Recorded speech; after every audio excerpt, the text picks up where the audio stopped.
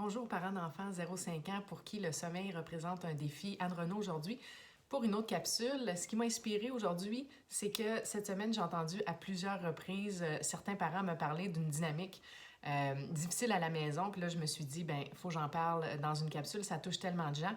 En fait, c'est que le parent se dépêche à intervenir super vite. Le parent court dans la chambre par peur de réveiller l'enfant qui dort dans la pièce d'à côté, un petit frère plus vieux, une petite sœur plus jeune, ou dans un autre cas, là, finalement, des parents de jumeaux qui ont des bébés dans la même chambre et qui ont peur qu'un réveille l'autre. Étant maman de jumelles qui ont dormi et qui dorment encore dans la même chambre, je comprends très bien cette dynamique. Donc, pendant qu'on essaie de protéger le sommeil d'un enfant, qui dort dans la pièce d'à côté, mais tous les autres membres de la famille ne dorment pas ou ne dorment pas bien ou leur sommeil est bousculé durant la nuit. Donc, ce que je vous propose, c'est d'accepter de bousculer le sommeil du plus vieux ou du bébé qui dort dans la pièce d'à côté ou même du jumeau dans la même chambre pour qu'éventuellement, après quelques jours d'entraînement au sommeil, tout le reste de la famille puisse bien dormir.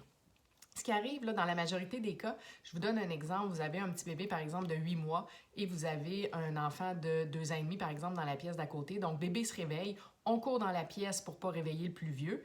Pendant ce temps-là, l'enfant pleure, par exemple, le bébé est réveillé. Donc, qu'est-ce qu'on va faire? On va tapoter les fesses, on va le prendre, on va le bercer. On va tout faire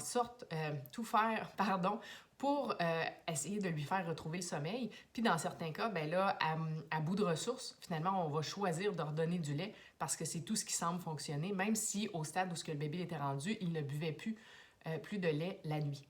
Donc, finalement, ce qui arrive, c'est que le bébé avec lequel on intervient rapidement, prend cette habitude-là de nous voir arriver puis tout ça. Donc là, ça devient difficile pour lui de se rendormir parce qu'on a créé une association inadaptée qu'on appelle.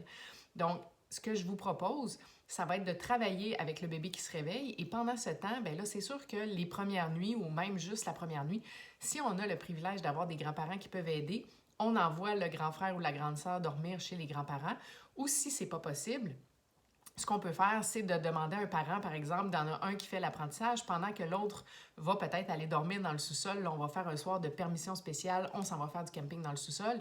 Puis pendant ce temps-là, on va apprendre au bébé à faire des belles nuits. Ensuite, toute la famille va bien dormir. Donc, la peur de réveiller un enfant, souvent ce qu'on se dit, c'est c'est mieux un enfant qui pleure que deux. Vous aurez sûrement remarqué que parfois, il y en a un qui est réveillé ou qui fait des grosses crises, puis son frère ou sa sœur ne se réveille pas.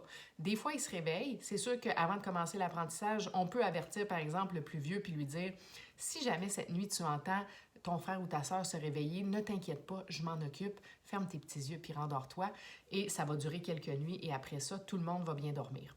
Donc sur ce, j'espère que ça vous a mis sur une piste de solution. Si jamais vous pensez que ça pouvait aider un ami, je vous invite à partager ma capsule et sur ce, je vous souhaite une excellente fin de journée.